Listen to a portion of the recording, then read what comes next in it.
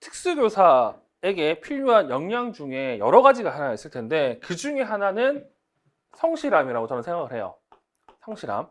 근데 이 성실함을 판단할 수 있는 문제가 뭐다? 네, 장특법이랑 방금 얘기했던 교육과정입니다. 그래서 이 교육과정 같은 경우에는 정말로 꾸준히 여러분들이 접근해야 될 내용 중에 하나예요. 물론 여러분들이 정말 뛰어난 암기력이 있다고 하면 뭐 1, 2주 안에 외우시고 공부해도 되지만 대부분 평범한 사람들은 그렇지 못합니다.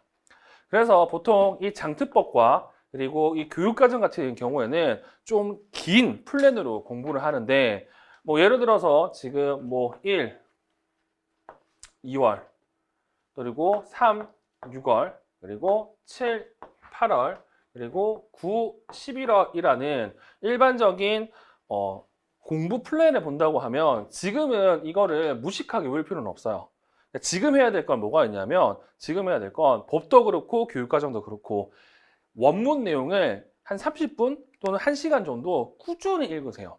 근데 읽을 때 뭐 해야 되냐면 이 부분이 어떤 부분인지 정도만 체크하시면 됩니다. 즉 이게 뭐 1조고 2조고 이게 뭐 초중등 교육과정 관련된 내용이고 이런 내용 큰 제목 정도만 여러분들의 머리에 기억해 놓고 그 관련된 내용들을 쭉 읽으시면 돼요. 그리고 365에 넘어가면 뭐 해야 되냐면 이것들을 좀 더 구체적으로 봐야 되겠죠. 그때는 뭐 해야 되냐면 지금까지 봤던 내용 중에서 읽다 보면 눈에 띄는 단어나 눈에 띄는 구가 있을 거거든요. 이 구를 외우겠다는 생각으로 그 내용들을 집중적으로 봐야 되겠죠. 그리고 7, 8화 넘어가면 이제는 뭐 해야 되냐면 구 그리고 단어보다 조금 더 넓은 문장이라든지 혹은 어구 정도는 여러분들이 눈에 띄게 외워야 됩니다.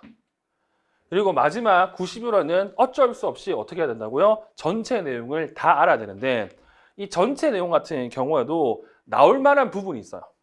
일단 그 나올 만한 부분을 여러분들이 포인트를 짚고 보셔야 됩니다.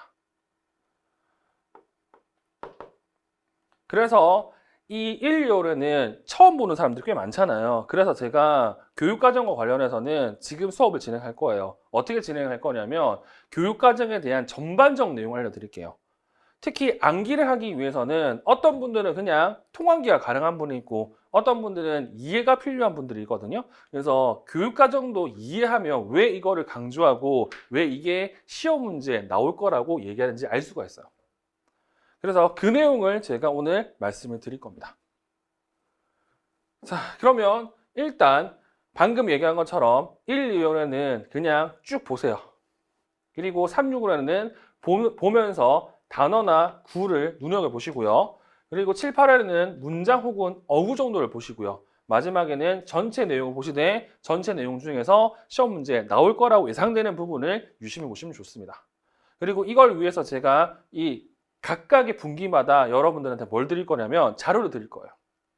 그래서 뭐 빈칸 문제라든지 그리고 지금 같은 경우에는 제가 뭘 드릴 거냐면 여러분들한테 자습용 자료를 드릴 겁니다. 그 자습용 자료 같은 경우는 조교분이 열심히 만든 겁니다.